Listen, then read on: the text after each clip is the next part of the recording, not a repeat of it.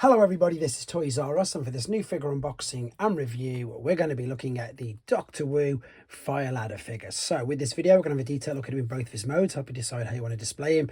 We're going to have a look at how he's packaged and everything that comes inside the box. We are, of course, going to do some comparisons with his original Generation 1 self.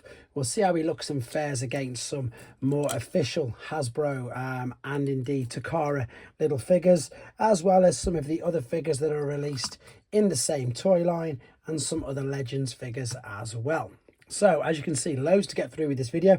So as I start to pop all these away, I'd like to remind anybody who's not subscribed to the channel, if they'd like to hit that subscribe button for me now, please. And also to thank Show Z, because that's where I got this from. And as you can see, they got it to me nice, quickly and safely. So very quickly, for those of you who are unaware, Doctor Wu is a third-party company not licensed by Hasbro or Takara, and that is why they can't use the name Inferno. So obviously this is a Micromaster scale-sized Inferno figure, but that is why they cannot call it him, because he does transform.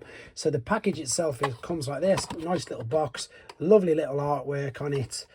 You get a product image there of pretty much the alternate mode, which you can see there, and he comes packaged in a clamshell like that, but with this teeny little accessory which looks like it's going to be a hose for his hands when we get him in alternate mode. And again, as I suppose a pretty much rip-off of the original Takara figures, there is a collector's card in this as well with his tech specs on that. Now I'm going to be uploading the transformation process because the instructions, although they're not too bad with Doctor Wu, as you can see the figure is in his alternate mode, that's how he comes packaged. But the instructions have from robot into the alternate. So I'll be doing both for you in a bid to help you guys out if you want to see it as well. So the reason why I like these is because these just remind me so much of these little figures here. Now these are official Takara World's Smallest Transformers. And these came out in about 2003, and unfortunately I haven't done any in ages. And that's pretty much exactly what they are. They're just massively updated, so they've got loads of articulation, loads of extra detail, and they scale with Micromaster sized figures. So what I mean by that is, if I bring in just an Earthrise Micromaster right there, you can see about how big they are. If I bring in like a Generation 1 Bumblebee, you can see he's massive, and you don't really say that about Generation 1 Bumblebee. They don't scale with that at all, but they do, as I say, they scale really well with Micromaster sized figures. So I've got Lunar Tread there, which we'll have a look at in a second. Now compared to the original, this is brilliant. I mean, look at it, it's just, I'd like to say carbon copy, but it's just shrunk down, obviously minus the chrome, but all the wheels have got their own individual pins. It serves its purpose, it goes backwards and forwards. The fire ladder goes up and down, folds in, retracts away if you want it to as well. It looks like this bit, yeah, this bit even moves up and down. And then these will obviously fold out later when it's in the robot mode. But as you can see, you can tell exactly what you're looking at there. And as I said in the earlier part of the video, it is Inferno, but they just cannot call him Inferno for, as I say, legal reasons. There's not really much more to say about the alternate mode. It does look good, but let's have a quick look at him now in his robot mode. There he is in his robot mode then, and like I did say, the transformation process isn't a separate video, so if you want to see it you can, and if you don't want to you don't have to. What I will say though is it's a very clever homage to the original Generation 1 figure.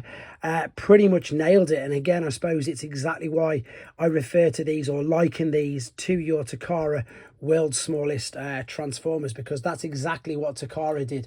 They pretty much replicated the Generation 1 mold's transformation into these tiny figures. So it's great to see how technology and everything has improved in the 20 years since these. So I hope, and I say this a lot, I really hope that this spurs Takara on as well to do more of these figures. These again are the official Takara, which you can see there, so they're nice and small. They scale really well.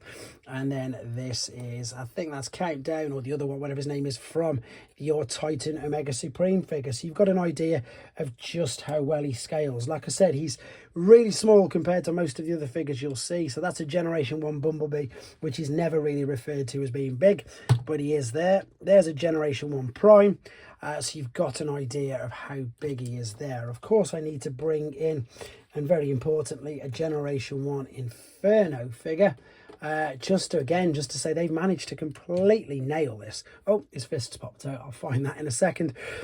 Down to, as I say, right down to the transformation, how that part there folds up into the back, which is pretty much exactly the same with that there. The ladder at the back tucked away, and crazily enough, for a figure of this size, and again, for those of you who are unfamiliar with these particular figures, the articulation on it is nuts. So you can turn the head around. It can also look up and down as well inside that little unit there. These can retract backwards and forwards. This will go up and down.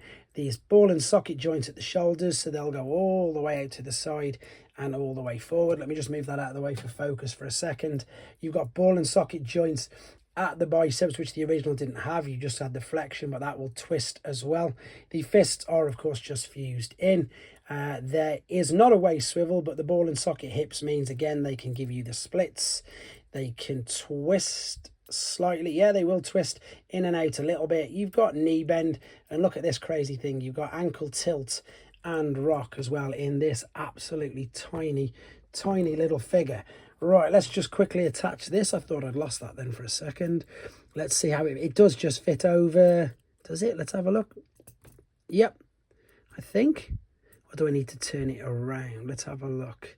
Again, no instructions for any of this, unfortunately. It goes sideways on. So there you go. There's the nozzle.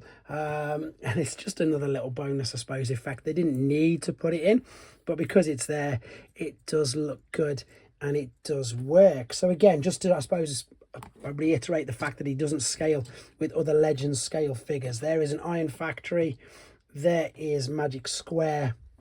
There is New Age. And again, just because I've got one here, that is a official Hasbro Core Class Optimus Prime. So you can see and get an idea of just how small he is. I really love this range of figures, and as I say, I genuinely hope that by making these, Takara get the impetus again to continue their official versions of these particular figures. I'm just going to round this off.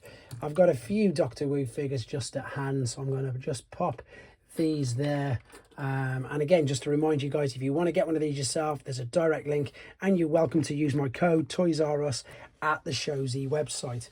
There you go, guys. That is the Doctor Who Fire Ladder, which is, of course, a Micromaster third-party take on Generation 1 Inferno. Let me know what you think of him in the comments, guys. Take care.